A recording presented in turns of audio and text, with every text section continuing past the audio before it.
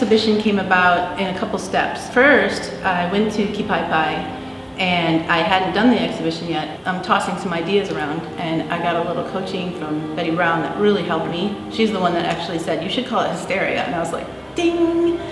And I had a lot of input from everyone at Kipai. I went and did the show at the Hui. The Hui was 2 rooms, but we did have video projected on the outside for the opening, which is a video mapped the whole building. Hui No Way Out was the building.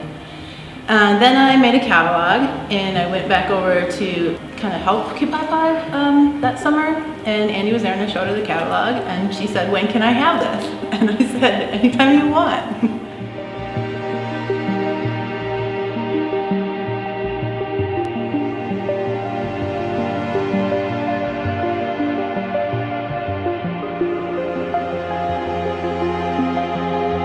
I got into silk painting when I moved to Maui, which was about 18 years ago, and a girlfriend asked me if I wanted to try it, and I thought it sounded like a really nerdy old lady thing to do. And then she said, yeah, but my studio's in an old brothel, and I'm like, let's go. So I did it, and she's like, you're really good at this. I'm leaving the island, and gifted me her steamer and all her stuff.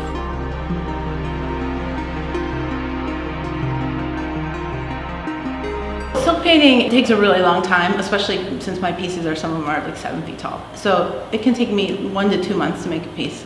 The painting part of the show took a long time. Then to do the other 2 rooms, they were a lot quicker because what I did is I took the images from the silk paintings, which are biomorphic, microscopic, abstract kind of things, and I digitized them and I used them for animation, for wallpaper, for upholstery, carpeting. We even had chocolate printed dresses and made the Hysteria room out of it. So that's how they're related.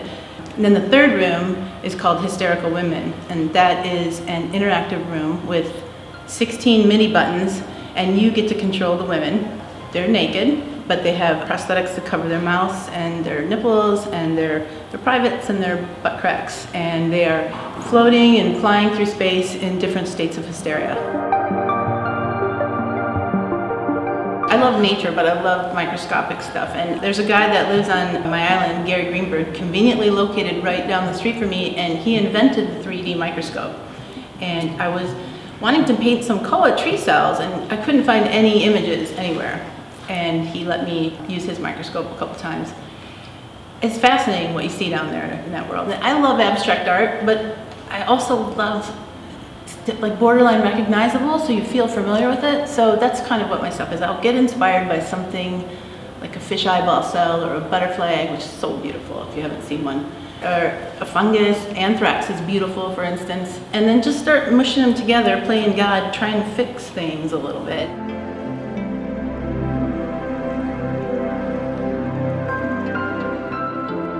I've been painting biomorphic abstract art for years now. I really am interested in the microscopic world and underwater stuff, but it's really strange that COVID hit because I've already painted viruses. Now I don't want to see a COVID virus anymore. I'm sick of seeing it. It kind of felt like it was moving in on my territory. I still like to paint viruses, and when I paint them, I usually paint something that will counter it. Or there's one painting down there, there's a triptych, and it's cancer cells. I have marijuana and vitamin C cells and other magical healing things that I've made up, and they're swishing through the cells.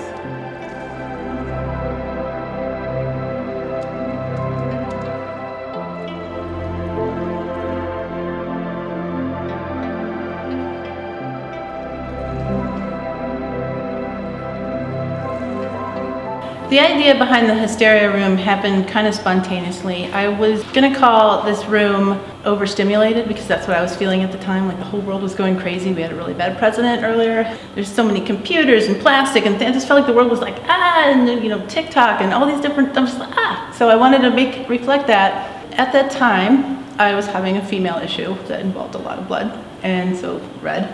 I found some antique Baroque furniture that was owned by a bankrupt billionaire. So I painted it all red and covered it with the fabric I was describing.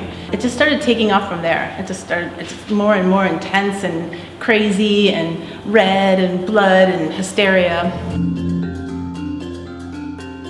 So one of the installations is a touchscreen where All these elements of my silk paintings are in there, including things like a close-up of like female blood cells and lining of the uterus, and then other things like underwater things, funguses and viruses. And you can take them apart. You have different ones, and you can enlarge them and change the colors, and then you can make your own of those pieces, and then you can email it to yourself right off the table.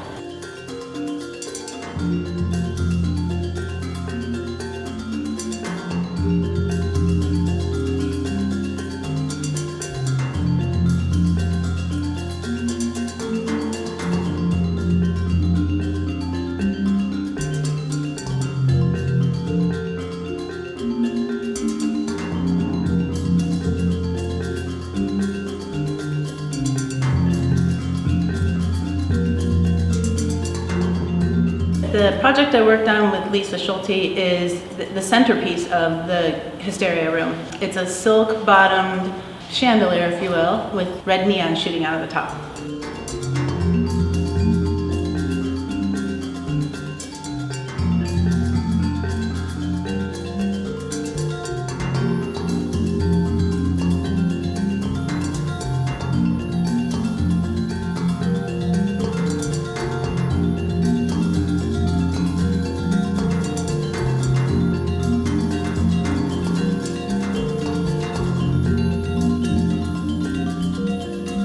So I went to Columbia College in Chicago, studying, believe it or not, the physics of lights and lasers and fiction writing, hence why I'm a visual artist.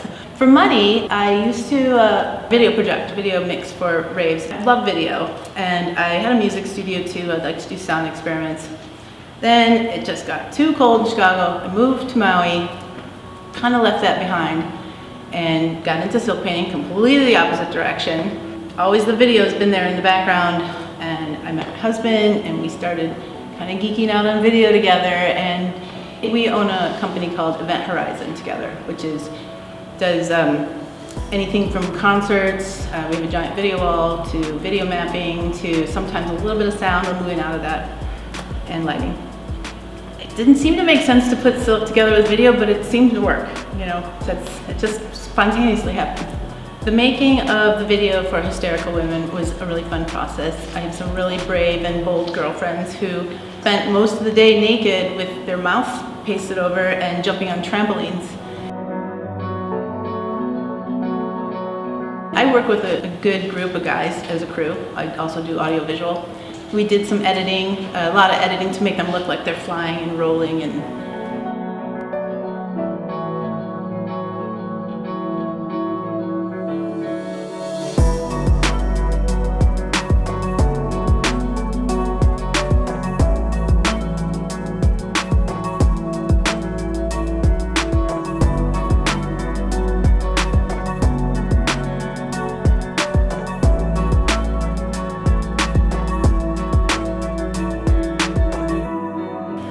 I think I have to do both, like ancient, slow-moving silk work, and it has to be balanced with fast-moving tech or I'd go crazy. I can't just do one. Standing there and working with the silk painting for sometimes 2 months, I'm like, I need something fast right now. So playing with video is immediate, doing digital prints, turning them into animations, it just keeps me sane.